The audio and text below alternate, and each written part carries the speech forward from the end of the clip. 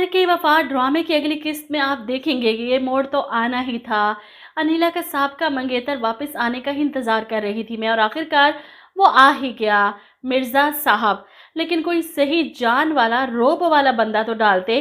अजीब-सा लगा मुझे। अनिला बेगम तो जिस कदर तेज़ तरार है ना, चुटकियों में इसे मसल कर रख देगी।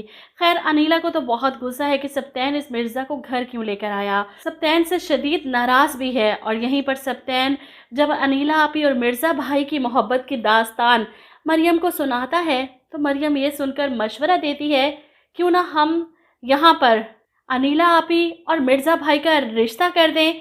इन्होंने भी तो शादी नहीं की ना। ये सुनकर सप्तैन कहता है कि आपी तो मुझसे पहले ही खफा है, मैं इन्हें घर क्यों लेकर आया। अनिला बेगम तो मिर्ज़ा को देखकर ही डिस्टर्ब हो चुकी हैं, सब कुछ भूल चुका है इन्हें। मरियम को निकालने की साजिशें, नौशीन की धमकियाँ, इन्हें याद है तो सिर्फ मिर्ज़ा का वापस आना। और अब अगर इसने अनिला बेगम की ज़िंदगी में वापस आने की कोशिश की, तो वो ये सब कैसे रोक पाएंगी। इसने शादी भी नहीं की, और यहीं पर सजीला और अनम अपनी आपी का माइंड बनाने के लिए कहती हैं कि आपको नहीं पता आपी, इनके पास कितना पैसा है। सप्तैन भाई तो आपकी मुट्ठी में है ही, अगर मिर्ज़ा भाई भी आपकी मुट्ठी में आ गए तो आपकी दूसरी मुट्ठी भी गर्म हो जाएगी। अनिला सोचेगी तो इस बारे में ज़रूर कि मिर्ज़े के पास इतना पैसा आया कहाँ से। अगर वो अकेला वारिस है तो वाकई इसका मुंतज़िर भी है, तो क्या बुराई है इस सब में। वहीं दूसरी तरफ आसिफ को इसकी माँ फिर से कहती हैं कि अगर इस तरह तुम इस दुनिया से बेफिक्र रहे, अपनी ही दुनिया में मगन रहे, तो हो गया ये घर तुम्हारा। जिस पर आसिफ कहता है कि इतनी आसानी से मामू हिस्सा दे ही ना दे हमारा, इसके लिए कुछ बड़ा सोचना पड़ेगा।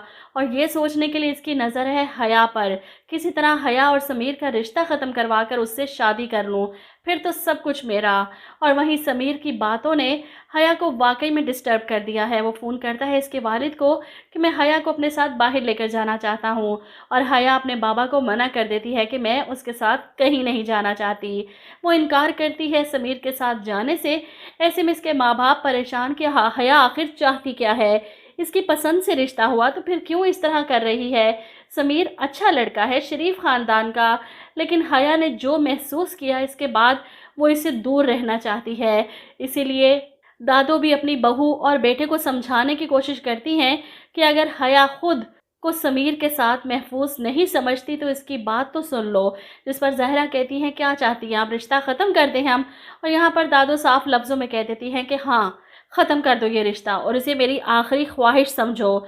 मुझे तो लगता है जल्द ही दादो की भी डेथ होने वाली है। समीर जिस गलत सोहबत में पड़ चुका है, इसकी वजह से अपना ही नुकसान कराएगा, अपने भाई और भाभी की नज़रों से गिर जाएगा, हया के रिश्ते से इनकार होगा, और फिर इसे समझ आएगी वो कितनी बड़ी बेवकूफ़ी कर बैठा। हया जैसी लड़की आजकल के दौर में इसे कहीं नहीं मिलने वाली।